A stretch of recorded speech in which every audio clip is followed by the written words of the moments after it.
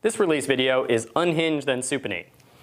So this video is, the goal is to help you understand the look or a certain look on 2D. So many golfers complain about one of two things. Either a look of getting a little bit steep through here, where they may not even be aware that they're getting steep through there.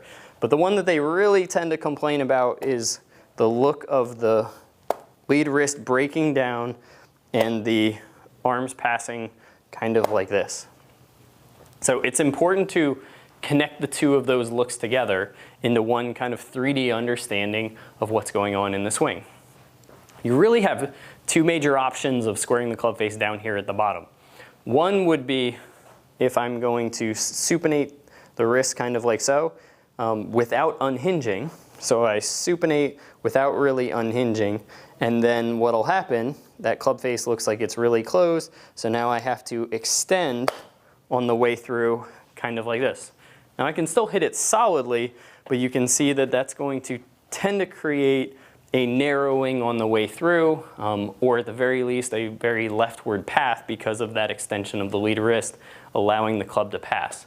So it'll either give the look of more of a chicken wing on the way through, or it'll give more of a look of more of a body stall on the way through.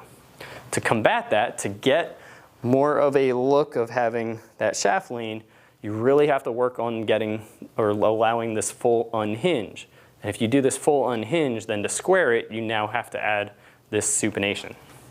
So a great way you can practice it at home is getting the arm about 45 degrees like so, and then letting it unhinge so that everything's pretty much in a straight line. And then when it's in that straight line, letting it rotate until the back of the glove is pointing towards the target.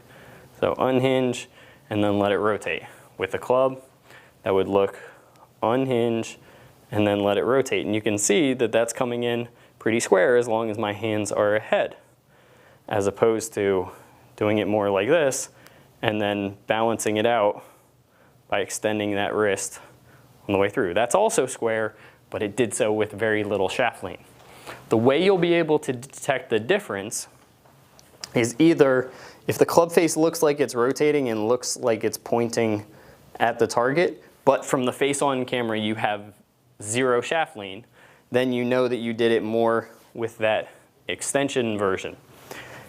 If you get to here and it looks steep, like the club looks like it's high there, but then it gets down kind of in the very last seconds, that's also a sign that you're doing it more with that supinate and then extend. If it looks like it's getting underneath, but then the hands exit more left, that's a good indication that you're doing more of this unhinge and then supinate.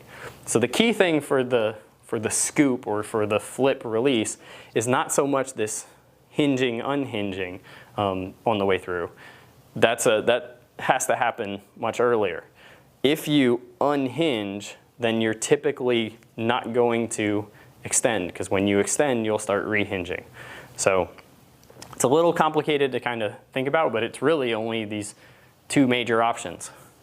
Unhinge and then supinate, or don't unhinge, supinate, and then extend. So to practice it, I like to put in some pump style release drills where I'm feeling just that unhinge. So I'll practice kind of doing some of these movements, just kind of straight unhinging from there, making sure that it's not getting out that way, but straight unhinging through there, and then letting that couple with enough rotation so that I get that to go straight. If I start doing this unhinge and I'm in a kind of a lunge pattern, kind of like so, where I'm used to not letting that rotate, then I'll hit balls that will go well off to the right if I'm doing a better job of getting this unhinge and follow through position. It'll kind of look like that. That's a good timing of the unhinge, but not nearly enough or early enough timing of the supination. So this can help you dial in that last little bit if you're getting either a little steep or a little narrow. It's probably because you're missing the unhinge, and you may be missing the unhinge because you're not rotating. So you want to train those two together both at home and when you're doing some of your release style drills.